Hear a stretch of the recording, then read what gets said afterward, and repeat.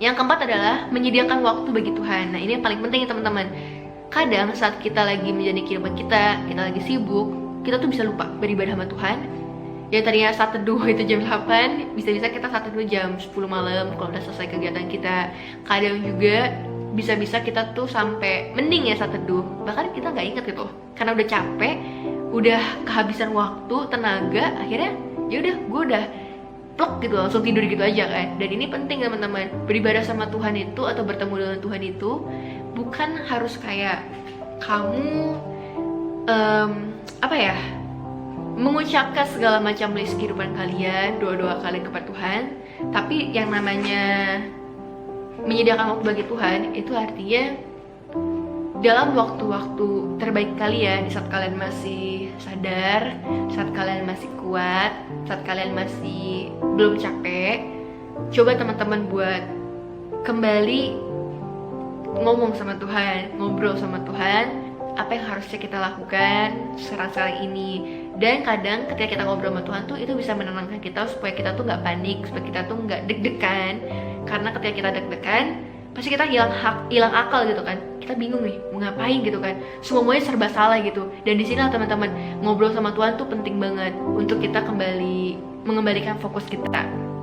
And then berdoa kepada Tuhan dan belajar mendengarkan suara Tuhan akan membuat hari kita juga bisa menjadi lebih baik. Sangat baik bukan berarti tidak ada masalah yang terjadi. Jadi Tuhan tuh gak pernah berjanji ketika kamu datang kepada Tuhan, kamu beribadah kepada Tuhan, dan kamu ngobrol sama Tuhan, seakan-akan masalah kamu hilang. Tapi Tuhan akan menyediakan damai sejahtera. Karena kan dijanjikan Tuhan itu adalah selalu damai sejahtera yang akan kuberikan kepadamu.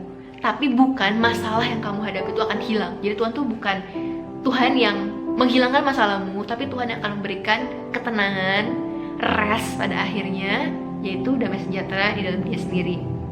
Dan perenungannya adalah, apakah kita selalu menyediakan waktu khusus dengan Tuhan? Apakah dalam waktu-waktu kalian ini yang kalian ngerasa burnout, kalian masih menyediakan waktu kalian untuk Tuhan, atau malah enggak? Dan yang kedua, apakah kita sudah mendengarkan suara Tuhan, atau hanya kita yang ingin mendengarkan? Kayak tadi aku bilang, berdoa itu gak harus kalian ucapkan semua list doa kalian. Tuhan, hari ini aku ingin berdoa untuk orang tuaku, berdoa untuk mamaku, berdoa untuk papaku, berdoa untuk adikku, berdoa untuk sepupuku, untuk tanteku, untuk omku, untuk pelajaranku, untuk kuliahku, untuk kerjaku, kesehatanku, perekonomianku. Oh my god, Tuhan adalah Tuhanmu gitu loh. Walaupun Tuhan itu papahmu, sahabatmu, He is your God. Ingat loh, kamu adalah hambanya dan Tuhan adalah Tuhanmu. Kamu gak bisa meminta seenakmu kayak gitu. Dan yang kedua adalah, Tuhan tuh bukan jin pengabul doa kalian. Kayak aku pernah ngomong ke kalian di beberapa renungan sebelumnya, aku selalu mengingatkan bahwa doa kalian tuh gak harus loh kayak, Tuhan aku ingin berdoa. Sometimes Tuhan pengen ngomong sama kalian. Sometimes ketika kalian ngerasa burnout, kalian bingung mau ngapain, kalian deg-degan, kalian marah, kalian kecewa, kalian sedih, cukup diam. Datang ke hadirannya, ketok-ketok pada hadirat Tuhan, kalian diam, kalian merundukkan kepala kalian dan hati kalian, dan buka telinga kalian, dengarkan apa yang Tuhan mau ngomong. Udah, Tuhan cuma mau ngomong sesuatu. Karena kan doa itu kan komunikasi nih teman-teman. Komunikasi itu kan artinya two way communication. Kamu ngomong, aku pun ngomong gitu kan. Tapi kalau kalian melakukan doa itu seperti seakan-akan hanya mengucapkan list doa kalian, itu bukan komunikasi. Jadi ibaratnya hakikat dari komunikasi itu tuh gak ada gitu loh. Jadi gimana harusnya? Kadang kalian harus diam dan mendengarkan aja Tuhan mau ngomong apa. Jadi ketika kalian amin itu kan artinya tuh kayak, intinya kamu tuh menutup telepon gitu kan, menutup komunikasi itu. Terus kapan Tuhan ngomong ya? Kalau kamu doang yang ngomong gitu. Siapkanlah waktu untuk Tuhan, siapkanlah telinga kalian untuk, ya udah, kalian cukup diam. Kalau kalian mau nangis, nangislah. Kalau kalian yang merasa kegiatan kalian udah numpuk, kalian udah gak mampu, ungkapkanlah semua perasaan kalian di waktu-waktu terbaik kalian, yaitu bertemu dengan Tuhan. Jadi itu yang harus kita renungkan ya teman-teman. Dan penerapannya adalah mulailah harimu dengan berdoa kepada Tuhan dan cari tahu isi hati Tuhan tuh apa sebenarnya. Dan biarkanlah hal positif saja yang masuk dalam pikiranmu. Ingat, positive vibes itu paling penting banget teman-teman. Dan ayatnya itu ada di Lukas 5 ayat 16. Akan tetapi ia mengundurkan diri ke tempat-tempat yang sunyi dan berdoa. Ini tuh menceritakan kisah tentang waktu Tuhan Yesus namanya sudah tersebar di seluruh dunia.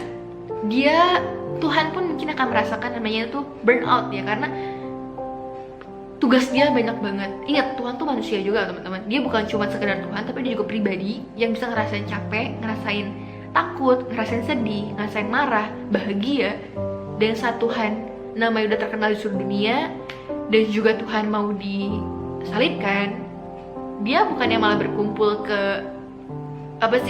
bukannya diem dan terus melakukan memforsir tenaga dia, tapi Tuhan tuh mengambil waktu terbaiknya dengan bertemu Bapa. Dia berdoa, dan itu ada ayatnya kan tadi kita udah bacain, Lukas 5 ayat 16. Akan tetapi ia mengundurkan diri ke tempat-tempat yang sunyi dan berdoa. Jadi dengan Tuhan berdoa, Tuhan tuh mengajarkan kita nih bahwa yaudah, lu berdoa, lu dengarkan suara Tuhan, cari tahu isi hati Tuhan, dengan sendirinya lu akan di-recharge kembali untuk lu bisa semangat menjadi kehidupan ini. Begitu ya teman-teman. Dan selanjutnya itu ada di poinnya adalah komunitas rohani. Dan ini penting banget. Kenapa aku bilang komunitas rohani itu penting? Seringlah di renunganku tuh aku selalu mengajak kalian dan mendorong kalian kan untuk komunitas-komunitas, karena gini, sesimpel ini teman-teman. Walaupun kita itu makhluk yang suka banget namanya tuh kerja sendiri, aku pun pribadi aku suka. Jadi kalau disuruh tanya, lu mendingan kerja kelompok atau kerja pribadi? Kerja pribadi deh. Karena kenapa? Gue nggak suka namanya tuh mengatur waktu sama orang-orang. Gue nggak suka namanya tuh gue nunggu-nunggu. Gue nggak suka namanya tuh intinya tuh diam dengan kebingungan gitu kan.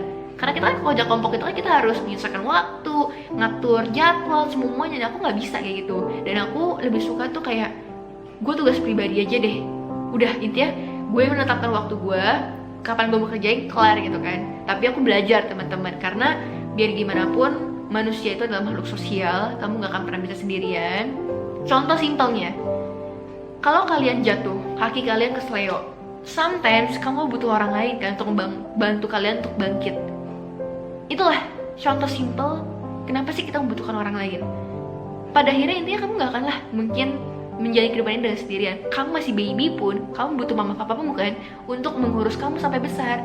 Saat kamu menjadi orang tua pun, kamu membutuhkan orang lain untuk menopang kehidupan kalian. Dan kamu masih mahasiswa, masih belum bisa mencukupi diri kamu sendiri, you need your parents gitu loh. Kamu butuh keluarga kalian juga untuk mencukupi kehidupan kalian. Kalau kalian bilang, tapi gue kerja sendiri, your money, duitmu dari mana? Kalau bukan dari orang lain juga.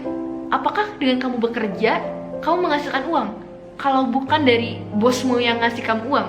Jadi intinya adalah hakikatnya manusia itu adalah makhluk sosial. Mereka butuh namanya komunitas rohani. Karena kenapa? Komunitas rohani itu penting banget teman-teman. Ini akan recharge kembali kamu punya spirit rohanimu, jiwamu. Dan juga teman-teman bahwa gini, kamu kan lagi burn out nih sama kegiatan dunia, pasti kan? Kedua, komunitas rohanimu itu gak akan pernah mengingatkan kamu, memberikan kamu saran yang melenceng dari firman Tuhan. Dan yang kedua, kebenaran adalah komunitas rohani gak akan pernah memberikan kamu saran juga untuk melakukan hal-hal yang tidak sewajarnya dan tidak baik untuk kamu. Kalau misalkan, aku selalu bandingin sama hal dunia kan. Kalau misalkan di dunia, kalian lagi stres. Kalau kalian ketemu mau di dunia, mungkin ya, gue stres nih bro, ngapain enaknya? Oh, disco aja, kita minum-minum, chill. Sometimes, kegiatanmu itu akan hilang, masalahmu akan hilang, tapi itu tidak menyelesaikan. Karena kenapa? Masalah itu ada bukan untuk dihindari, tapi untuk diselesaikan. Dan ketika kamu lagi chill sama teman-teman kamu, intinya melakukan sesuatu yang gak benar ya, kamu tidak membuat masalah itu hilang. Kamu hanya membuat diri kamu tuh senang sesaat. Tapi ketika kamu masuk dalam komunitas rohani, orang-orang rohani di sekitar kamu, mereka akan memberikan kamu saran untuk supaya kamu tuh gak burn out. Kayak mungkin, oke deh, kita hangout yuk. Tapi di tengah hangoutmu itu gak akan cuma sekedar hangout yang kosong, tapi akan selalu diberikan saran. Nah, gue punya saran nih, kalau emang kegiatan lu banyak, lu boleh tuh misalkan ada teman-teman dekat lu tanya-tanya kalau udah kesusahan bikin proposal, bikin skripsi gitu kan. Tanya-tanya aja teman-teman lu.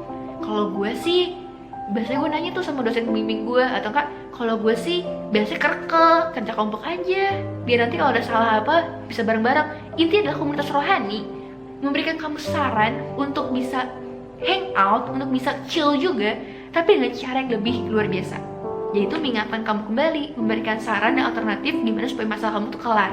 Tok. Jadi komunitas rohani memberikan kamu saran untuk chill dan juga menyelesaikan masalah. Tapi orang dunia memberikan kamu semangat untuk chill, tapi gak akan pernah menyelesaikan masalah. Jadi aku mengajak kalian sekali lagi untuk terdorong dalam namanya komunitas rohani. Kalau kalian sibuk, please teman-teman, sesibuk-sibuknya kalian, komunitas rohani itu gak akan pernah lebih sibuk teman-teman. This is your community gitu loh. Ini tuh rumah kalian, dan dalam rumah aturan dibuat oleh anggotanya. Kalian adalah anggota dari rumah itu sendiri. Jadi kalian gak usah mikir kayak nanti aku gak punya sempat, gak punya waktu untuk komunitas aku gimana. Kalau kalian anggota dari rumah itu, percaya teman-teman, semua anggota yang lain pun akan tahu kapan harus menyesuaikan jadwal, kapan bisa hangout bareng. Dan intinya adalah gini, ada orang yang tepat yang mengingatkan dan menyadarkan dan menguatkan kita kembali di saat kita hampir burnout. Dan perenungannya adalah, apakah kita masih malu untuk mengakui apa yang sedang kita rasakan dan hadapi pada orang lain? Kadang teman-teman, kita kalau lagi dalam sebuah komunitas, kita ditanya, kamu apa kabar? Baik. Please teman-teman, aku sebagai leader kelompok kecil, aku tuh mendorong kalian untuk jangan pernah cuma jawab baik. Karena ketika leadermu bertanya atau orang lain bertanya ya, kamu kabarnya apa? Kamu apa kabar gitu? Kalau kalian cuma jawab baik pun, mereka akan bisa lihat gitu loh, ya lu baik karena lu ada di sini gitu kan. Tapi mereka pengen tahu bagaimana dengan hari-harimu, gimana dengan apa yang kamu jalani, ada kendala apakah.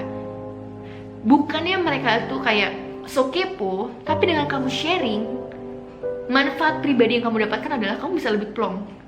Ingat gak? Berita-berita banyak banget yang mengatakan bahwa orang stres, orang meninggal bunuh diri karena kenapa? Mereka gak punya kebahagiaan, mereka menekan segala sesuatu dalam diri mereka, mereka menutup segala masalah dalam diri mereka sendiri, dan juga mereka tekanan batin kalau orang bilang. Tapi untuk orang-orang yang enjoy kehidupannya, karena kenapa? Mereka tuh melakukan cara, yaitu dia sharing, dia suka untuk sharing, berbagi cerita. Jadi tuh beban yang dia pikirin sendiri itu gak sendirian. Jadi orang lain tuh ikut mikir gitu loh, jadinya kasarnya begitu ya. Jadi aku ngajak teman-teman untuk yang namanya itu masuk dalam sebuah komunitas. Dan lanjut, perenungannya adalah, apa kita sudah memiliki atau mempunyai komunitas yang benar-benar membangun iman kita kepada Tuhan, atau kita hanya memiliki teman-teman yang hanya bersama kita saat senang atau susah tanpa mereka memikirkan kerohanian kita. Ingat, manusia itu tercipta dari roh dan juga tubuh gitu kan, maksudnya badan gitu. Kalau kalian cuma ngasih makan sehari-hari nasi goreng, pecel, bayam, sayur, buah untuk tubuh jasmani kalian, bagaimana dengan roh kalian?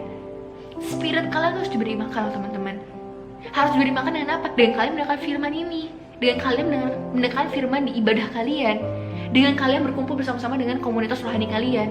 Itu adalah hal-hal penting yang bisa membangun kalian, menguatkan kalian kembali, dan mengenyangkan roh kalian itu sendiri.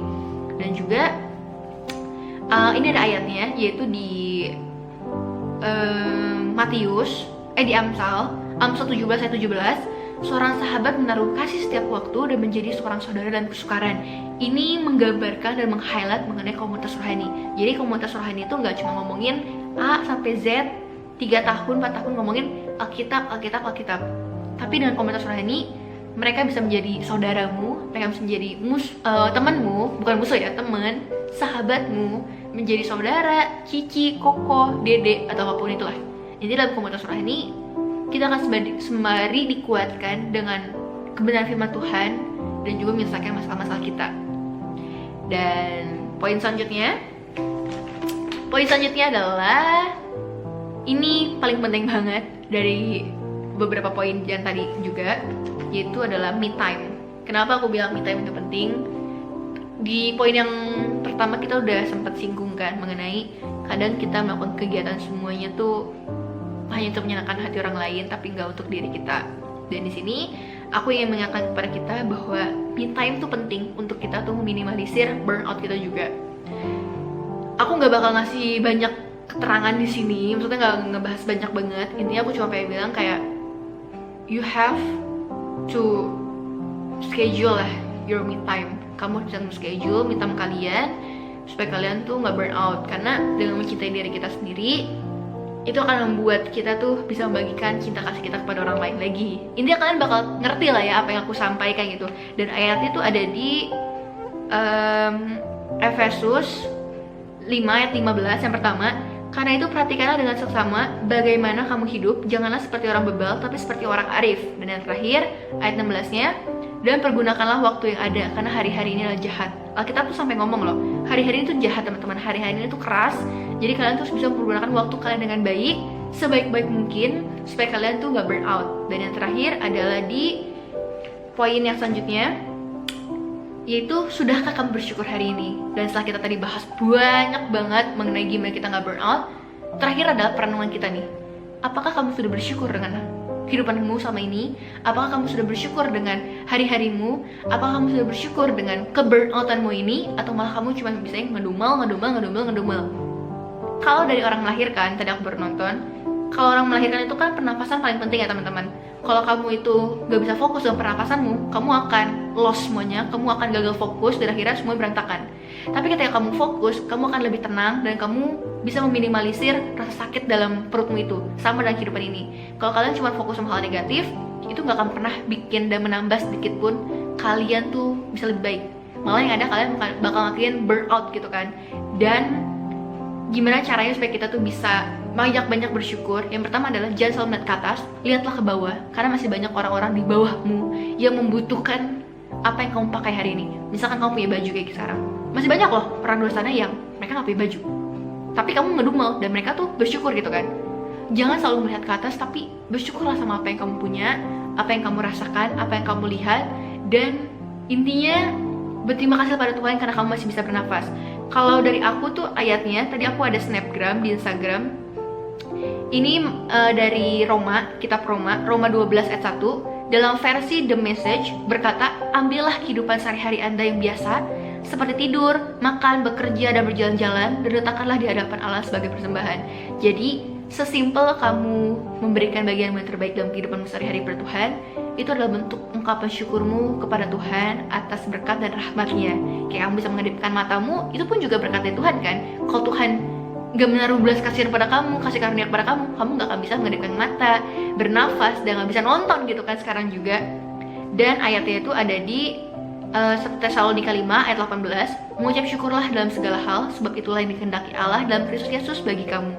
Dan satu lagi, Efesus 5 ayat 20, ucaplah syukur senantiasa atas segala sesuatu dalam nama Tuhan kita Yesus Kristus kepada Allah dan Bapa kita. So teman-teman, dalam kehidupan ini pasti kita akan namanya tuh ngalami burnout, dan itu berasal dari internal dan eksternal kehidupan kita. Dan sekarang langkahnya adalah kita diberikan free will untuk memilih kesempatan yang ada. Apakah kamu siap untuk menghadapi burnout itu karena kamu punya yang tadi ya, poin-poin tadi untuk mempersiapkan diri kamu, atau kamu malah kayak bodoh amat dan yaudah, intinya gue udah gak peduli apapun, kerjain aja tanpa tujuan. Jadi teman-teman, semua pilihan di tangan kalian, dan aku berharap dari poin-poin ini pun kita bisa sama-sama berbagi lebih lagi, sharing lebih lagi untuk gimana sih caranya supaya kita tuh gak burnout. Dan kalau buat kalian yang mau sharing, kalian boleh kirim DM ke Grow and Blessing di Instagram, dan kalian bisa chat-chat di sana ataupun ke official account lain kita di Grow and Blessing juga. Kalian bisa lihat semua linknya di Instagram kita. Dan kalau kalian terberkati dengan video ini, kalian boleh klik like, comment, and share ke teman-teman kalian. Terus bertumbuh dalam Tuhan dan jadi berkat. Happy Sunday and Jesus bless you. Bye bye.